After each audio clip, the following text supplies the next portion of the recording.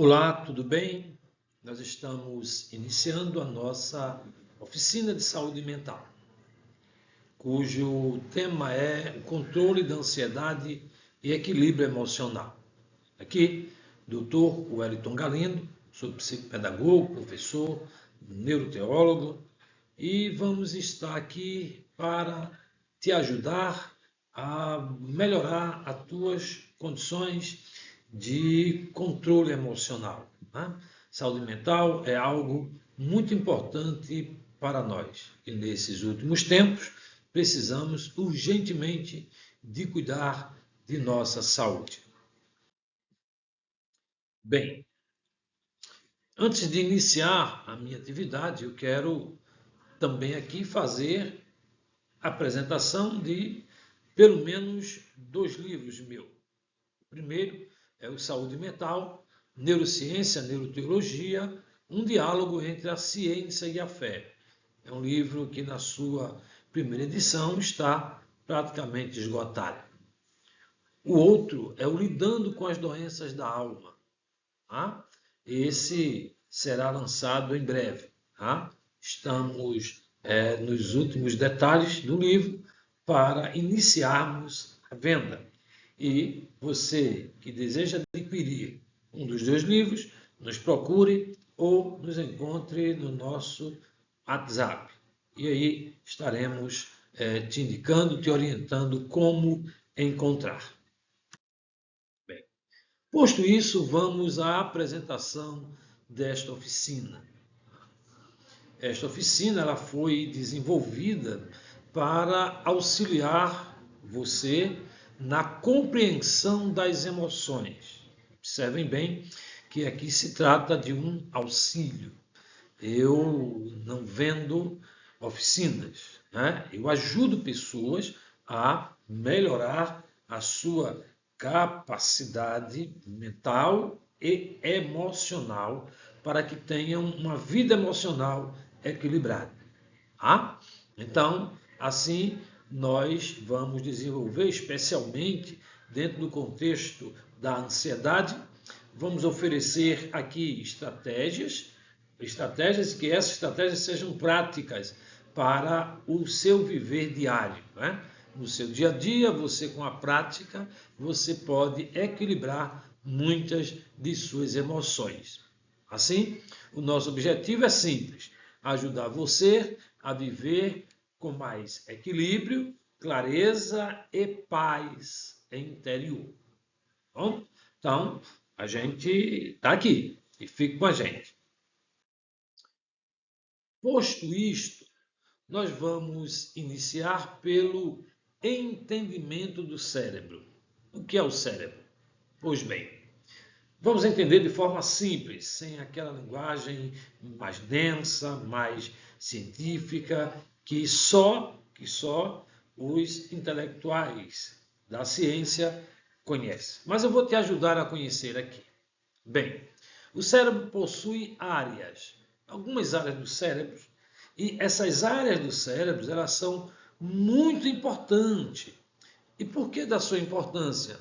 Porque essas áreas vão influenciar diretamente nossas emoções. Ou seja, nossas emoções, ela inicia no cérebro, ela está ali sendo direcionada, sendo influenciada por atitudes do cérebro. E aqui nós vamos entender como isto acontece. Então, vamos entender o cérebro? Vamos comigo. Bem, aqui eu tenho 3 figuras importantes. E essas 3 figuras, elas vão nos ajudar a entender o cérebro. Tá? Mas como entender o cérebro? Observe bem aqui. Aqui, deixa eu pegar uma corzinha mais. Tá aqui. Aqui nós temos a amígdala. Observe bem em cima a amígdala, que é esse pontinho aqui, ó, no centro do cérebro, esse pontinho aqui que eu estou circulando aqui, tá? Então, aqui é a amígdala, cuja responsabilidade dessa amígdala é nos alertar sobre medo, tá? e colocar o nosso corpo em alerta. Veja a responsabilidade da amígdala. Ela tem uma responsabilidade fenomenal. E que responsabilidade é essa? É a responsabilidade de manter o corpo em alerta. Então, ela também vai produzir o que a gente chama hoje de medo. Então, medo é produzido na amígdala. Todas as vezes que você sente medo, sente pavor e que você fica em alerta para alguma coisa que poderá vir a acontecer, quem tem essa responsabilidade é a amígdala. Tá? Então, fique tranquilo. Quando você está com medo, é o seu corpo trazendo para você um mecanismo de defesa. Medo, tá? É um alerta que você recebe. Mesmo que o que você sente não está acontecendo, nem irá acontecer. Portanto, nosso cérebro usa esse mecanismo da amígdala para nos colocar em alerta, para defender-nos de forma muito intensa. O outro ponto é o hipocampo. Repita aí onde você está. Hipocampo. O hipocampo ele vai estar ligado à memória emocional. E quando falamos aqui de memória emocional, nós estamos falando de lembranças, estamos falando de aprendizado. Tá? Aquelas memórias mais traumáticas, mais dolorosas, mais tristes, é natural que o hipocampo ele possa trazer lá à tona, mesmo que já tenha passado, mesmo que já tenha ocorrido. Então, nosso hipocampo, que é esse mecanismo que o cérebro usa para que a gente lembre daquilo que aconteceu. Tá? Então, as lembranças são guardadas no hipocampo. Agora, as lembranças mais traumáticas, ela ganha destaque sempre que há o que nós chamamos aqui de gatilhos, ou seja, coisas que venham ligar aquela situação que vivenciamos, aquela situação que passamos. Tá? Então, a função da amígdala é esta, sempre trazer essas lembranças. É uma rede ligada ao aprendizado. Por que a gente aprende? Porque a amígdala vai pegando essas experiências de repetição e vai colocando para a gente, ajuda a criar essas redes neurais que sempre que a gente precisa acessar, está ali presente para que a gente desenvolva aquilo que a gente aprendeu. Que, aliás, é uma das funções do cérebro, a maior das funções do cérebro é o aprendizado, ok? O aprendizado. Então, é sempre importante alertar as pessoas que não façam, que não cheguem a tolir esta missão do cérebro, que é fazer com que você aprenda. Por isso que muitas vezes você diz assim, olha, eu não consigo fazer isso, eu não vou conseguir aprender isso, eu não volto a estudar porque não dá mais, eu não tenho mais como aprender. Não, você tem como aprender, porque a missão do cérebro é o aprendizado. Tanto é que nós nascemos e vamos crescendo e vamos aprendendo no dia a dia da nossa vida. Então, quanto mais exercitar esse cérebro, melhor ele fica, mais dinâmico ele fica. Então, exercite o seu cérebro, exercite os mecanismos cerebrais que estão ao seu alcance, até atingir aqueles que ainda não estão. Tá? Pois bem, então já vimos a primeira amígdala, segundo o hipocampo e terceiro, aqui nós vamos apresentar o córtex pré-frontal, que é essa parte aqui da frente, essa parte aqui da frente do cérebro, tá? Aqui sim, isso aqui é um cérebro, vocês veem aí, tá? Não tá dando para ver? Ah, tá. Que é o cérebro, tá? E esse cérebro, tá? Nas suas dimensões, ele tem essa parte. E essa parte aqui, ó, é o córtex pré-frontal, onde temos a responsabilidade em ter o controle e também tomar decisões com ele. Então é aqui onde a gente vamos nos manter controlados. A razão funcionando, tá? O seu lado racional funcionando. É o seu autocontrole aqui. Assim, tendo autocontrole, você pode tomar decisões acertadas. Né? Vez outra, a gente entra num estágio meio de que alterado, né? Falou uma, vai ouvir duas. Não é assim? Então, esse estado de alteração. Por quê? Porque quem está funcionando aqui é esse sistema aqui, ó, amígdala.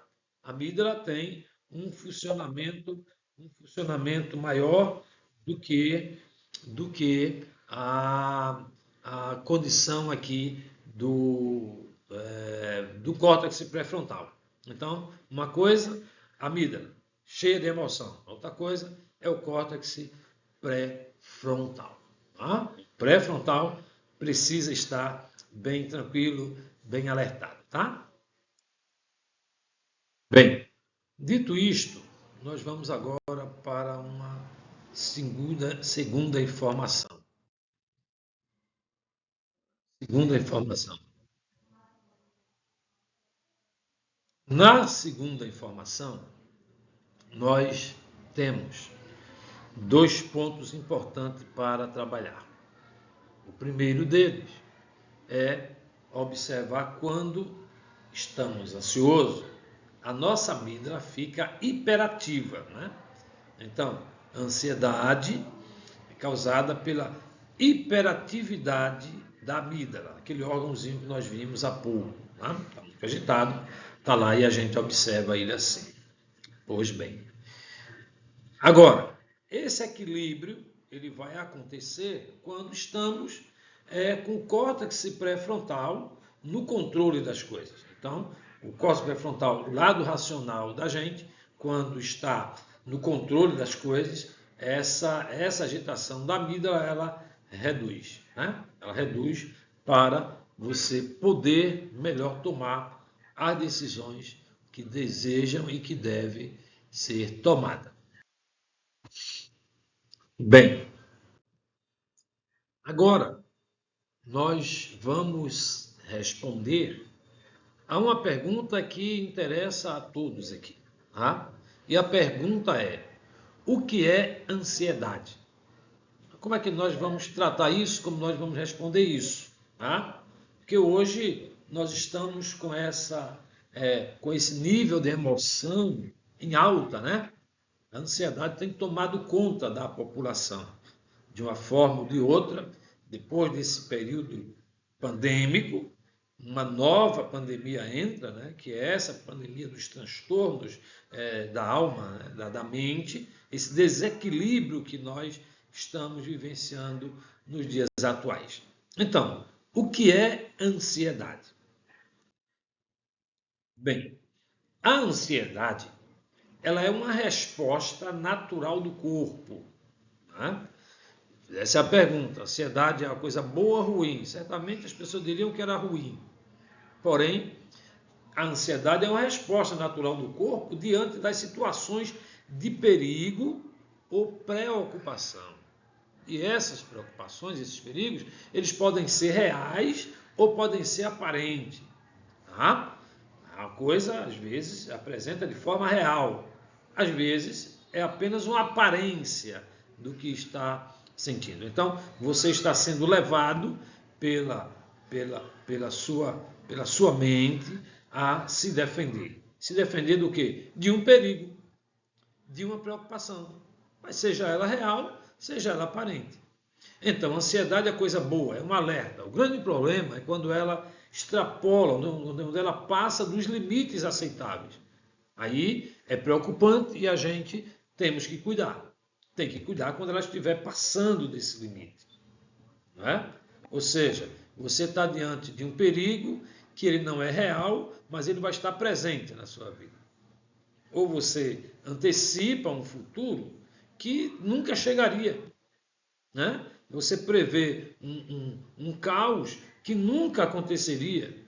Você prevê algo que nunca vai acontecer, mas ele vai estar de forma muito intensa diante de você. E isso vai te causar bastante problemas. Tá? Então, é essa a definição que temos para o problema da ansiedade. O problema da ansiedade, ele vai colocar-se diante de nós dessa forma. E a gente vai buscar muito auxílio para isso, né?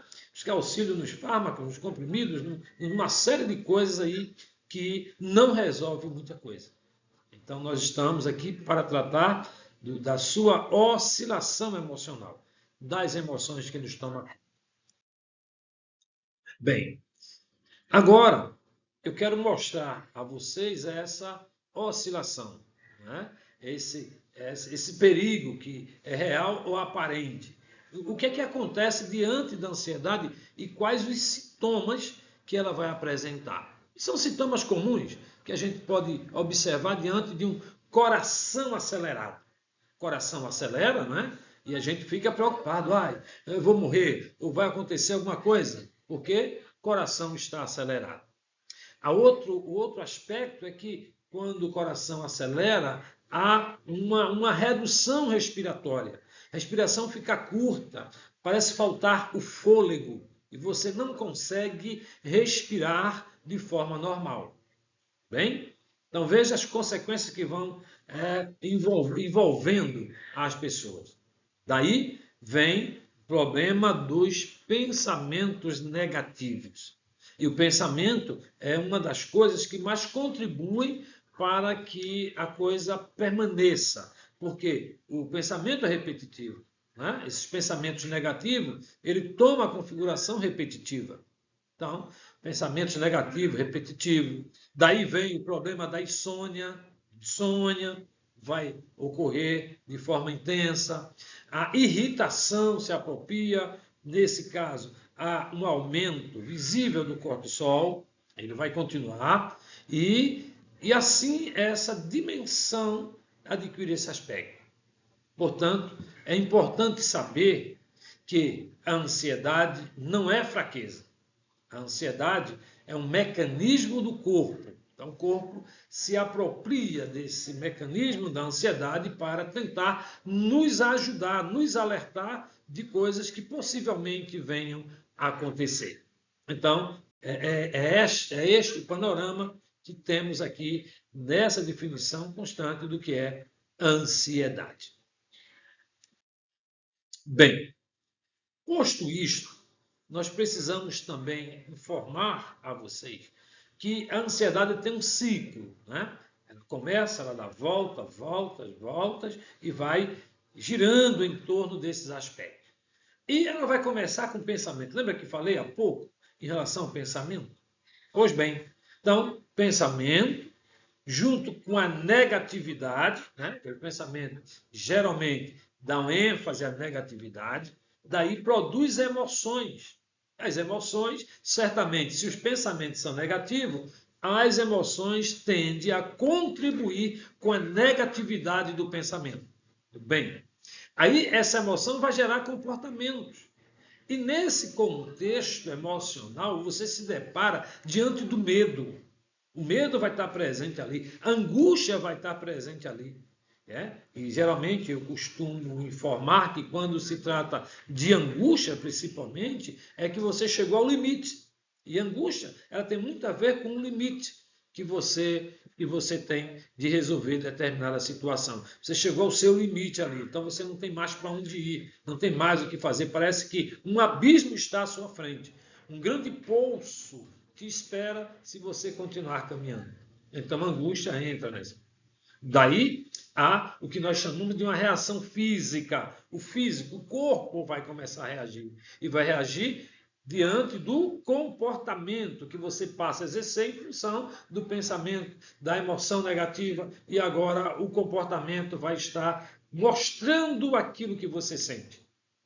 Você evita, você foge, você quer se recolher, quer se trancar, quer ficar sozinho, não quer falar com ninguém, não quer ter contato, não quer agir, não quer fazer, você paralisa por completo. Porém, tenho uma boa notícia. Como é que eu faço para vencer essa ansiedade? É quebrar esse ciclo que acabei de falar. Começa a tratar o pensamento, substitui o pensamento, substituindo o pensamento vai mudar a emoção, e mudando a emoção, o comportamento é outro. Tá? Você tem até força para lutar diante da angústia que você sente. Por quê? Porque mudou por completo esse ciclo. Então é importante mudar o ciclo para melhorar o funcionamento emocional.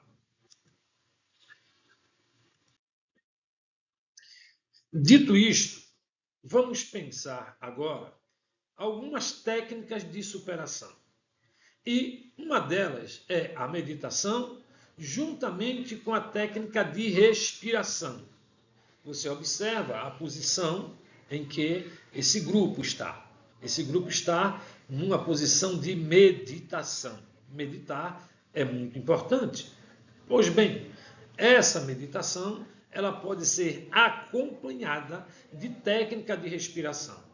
Eu vou te apresentar pelo menos uma delas. Bem, o que a gente vai chamar o exercício 444. Alguns estudiosos desse processo, dessas técnicas, chegaram a prever, era 466 ou 666, 666. Como eu desisti dessas técnicas, eu incorporei para a técnica que passo o 444, que é inspirar pelo nariz por 4 segundos, segurar por 4 segundos e depois lentamente relaxar, né, colocando o ar para fora através da boca por 4 segundos. Daqui a pouco eu tenho uma observação a fazer nessa liberação da respiração pela boca. Esse ato, essa sequência deve ser repetida entre 3 a 5 vezes ou de 3 a 5 minutos. Então, fica a critério de quem vai praticar isto, né? Ou seja, porque essa condição ela vai ativar o sistema de calma do corpo, tá? Que a gente chama na neurociência o sistema parasimpático, que é o sistema que vai trazer tranquilidade e relaxamento. Então, quando você fomenta a atuação desse sistema, ele traz realmente calma para você. E esse tipo de meditação, essa técnica de respiração, ela vai estar envolvida no sistema parasimpático, tá? Bem, a observação que disse que queria fazer era exatamente essa. É que um novo protocolo orienta tanto expirar quanto respirar, ele deve ser feito pelo nariz. Segura pelo nariz, depois para fora pelo nariz, relaxando todo o corpo. Tá? Pois bem, faça isso com muita aplicação, com muita ênfase, tá? Quando encher, né? O ventre aqui, encher o pulmão, enche aquela respiração, enche de ar, segura e solta de ar, solta com muita veemência, assim, com muito processo de relaxamento. Isso é importante, isso. Tá? A indicação hoje de tanto expirar e respirar pelo nariz é porque geralmente as pessoas que têm um nível de estresse mais alto, a respiração pela boca pode viabilizar o aumento desse estresse. Então, geralmente esse expirar e respirar pela boca, pelo nariz é um bom treinamento para a busca da calma, da tranquilidade, né? Para o uso assim mais direto desse sistema parasimpático. Então, quando for fazer a prática, isso é muito bom, tá? Principalmente para quem tem problema de insônia, problema com sono, tá? Ao deitar, pratica essa técnica de respiração que certamente o sono vai chegar. Claro, aliado a outras técnicas que seria uma aula só falando do sono para lhe explicar como é que você pode ajudar para aliviar o problema de sua insônia, tá bom?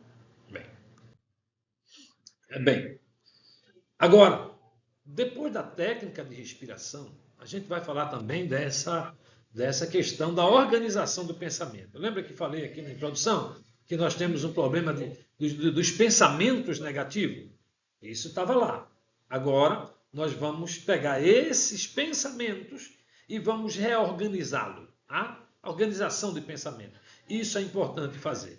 Quem não consegue organizar os pensamentos, geralmente continua na mesma. Por quê? Porque o cérebro tenta repetir os mesmos pensamentos negativos. Tá? Então, vamos iniciar com esta prática de exercício, já que a gente estamos dentro de uma oficina. Tá? A primeira pergunta que você tem que responder para organizar os pensamentos é o que me preocupa hoje. Tá? O que me preocupa hoje? Então eu vou escrever escrever com todas as linhas. O que me preocupa hoje? Bem, o que me preocupa hoje? Me preocupa um caso que eu tenho para resolver e esse caso depende da minha presença e da presença de outro. Então, você vai lá e escreve. Tá? Aí, a outra pergunta é, esse pensamento é real ou exagerado? Por quê? Porque você pode estar sendo tomado pelo pensamento preocupante de algo que não é real. Algo que não existe, está apenas ali no seu pensamento. Tá? Portanto, sei lá, eu vou morrer amanhã. Isso é algo que pode trazer ansiedade? Pode, faz parte. Mas, aí quando eu pergunto, esse pensamento que eu vou morrer amanhã é real ou exagerado? Bem, há uma possibilidade que eu morra, mas o amanhã ainda não chegou. Então, eu estou pelo menos fazendo um exagero. Tá? Bem, aí quando eu entendo isso, eu vou para a próxima pergunta. O que é que eu posso fazer para melhorar isso? Pergunta é, ora, se a preocupação é que eu vá morrer amanhã, ou que outra pessoa que eu conheço vai morrer amanhã, e ela ainda não morreu, o que é que eu posso fazer? Deixar de pensar nisso e deixar para pensar na morte se ela vier amanhã. Então não tenho como gerenciar um pensamento, alimentar um pensamento de coisas que ainda não aconteceu, que ainda não ocorreu. Bem, agora eu preciso lhes dizer que nossas emoções elas precisam ser entendidas. Eu preciso entender minha emoção, tá? Ou seja, eu não posso ignorar a emoção, ok? Eu não posso reprimir. Eu tenho que aprender a identificar a emoção pela qual estou passando. Então, eu nem posso ignorar, eu não posso reprimir, não é, essa emoção. Por quê? Porque quando a gente nomeia a emoção, ela já reduz a sua intensidade. Eu sei o que é que eu estou passando. Tá? Exemplo, eu estou ansioso. E quando eu entendo da minha ansiedade, já começa a aliviar. Já começa a aliviar esta ansiedade que eu estou sentindo. Então é importante lidar com esses dados aqui. Tá bom?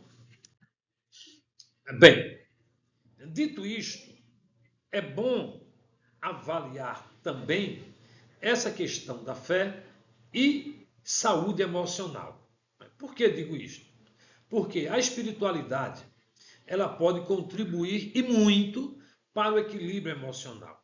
Não sou eu quem digo, estou falando de ciência, né? E a neuroteologia hoje está respondendo questões como essa, onde o respaldo já que vivemos numa sociedade cristã, né? Então o respaldo bíblico da Santa Palavra, ele vai mostrar que o que a ciência está dizendo hoje já estava escrito neste livro, tá bom?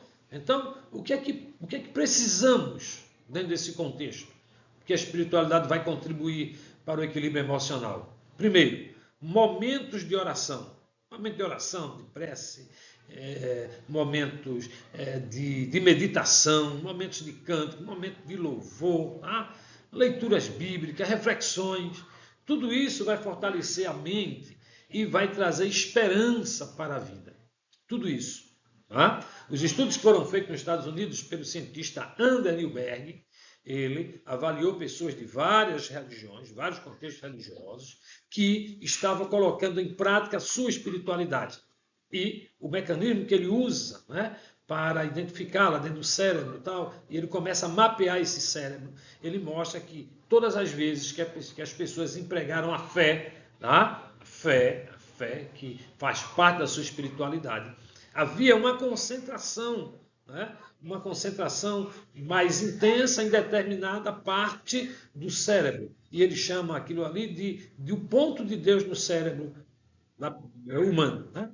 Então, essa questão, essa interrelação entre ciência, fé e espiritualidade é algo maravilhoso que nós temos a descobrir. Geralmente, aqueles pacientes que são tratados dentro de um conjunto onde a espiritualidade está presente, a recuperação é mais intensa, é mais forte, às vezes até mais rápida, tá? Do que aqueles que são tratados sem esse condicionamento de fé. Bom, então é importante nós entendermos isso dentro do processo de cura emocional. Bem, aqui eu trago dentro desse oficina aqui no ponto 8, planos práticos para que você possa desenvolver em pelo menos 7 dias. E aí, a gente deixa aqui um questionáriozinho que você vai marcar quando realizar. Digamos, primeiro dia eu fui e apliquei a minha técnica de respiração diária. Fiz isso em momentos difíceis e coloquei lá. Tá? Segundo dia, eu tinha muito pensamento negativo e eu comecei a evitar esses pensamentos negativos que são repetitivos. Eu repetia muito e agora estou me esforçando para não repetir. Eu vou lá e marco, fiz isso. Eu vou para o meu leito de sono, eu vou dormir, eu não consigo dormir. Eu tenho insônia. Porém, eu fiz exercício de respiração e consegui dormir melhor. Então, eu vou lá e marco, dormir melhor. Então, eu tive alguns momentos de silêncio comigo mesmo para fazer a minha reflexão. Anota lá o que fez. Eu tive o cuidado do corpo com a alimentação e o meu descanso. Eu vou lá e marco, porque muitas vezes a nossa ansiedade também provém da forma alimentar que nós vivemos. Tá? Isso mesmo, forma alimentar que nós vivemos. Também eu vou tentar um papelzinho para fazer o registro de minhas emoções e também proceder com algumas atividades físicas, que ela vai ajudar a aliviar o meu estresse, é controlar, não é? essa intersecção entre o sistema límbico e o córtex pré-frontal, ajudando a modelar a nossa saúde mental dentro do contexto de nossas emoções. Bem, aqui você vai também ter uma fichazinha para que você comece a fazer criar uma certeza emocional. Você vai fazer uma assinatura, você vai ter um compromisso, tá? Assinatura de compromisso. Hoje eu decido a cuidar da minha saúde emocional. Assina e coloca a data. E a partir daí, você vai avaliando como você tem feito, o que você tem feito para melhorar essa situação. Tá bom assim? Então, que você possa sempre estar fazendo melhor e tentando sempre você mesmo se autoavaliar para melhorar a sua condição de saúde mental. Ok? Então façam isso. Pois bem, eu quero concluir dizendo que cuidar da mente é tão importante quanto cuidar do corpo. Ok? Observem bem. Cuidar da mente é tão importante quanto cuidar do corpo. Lembre-se, pequenas mudanças diárias vão gerar resultados. Bem resultados. E você não está sozinho nesse processo. Né? Nós vamos estar juntos para melhor ajudá-los a vencer esses obstáculos. Tá? Bem, se vocês desejam ter contato conosco, tanto para a palestra como para a oficina e acompanhamento, está aí o nosso Instagram, @Dr. Wellington Galindo, WhatsApp 998520379. E fica a palavra final aqui, posso tudo, ou tudo posso naquele que me fortalece. Tchau, tchau e até breve.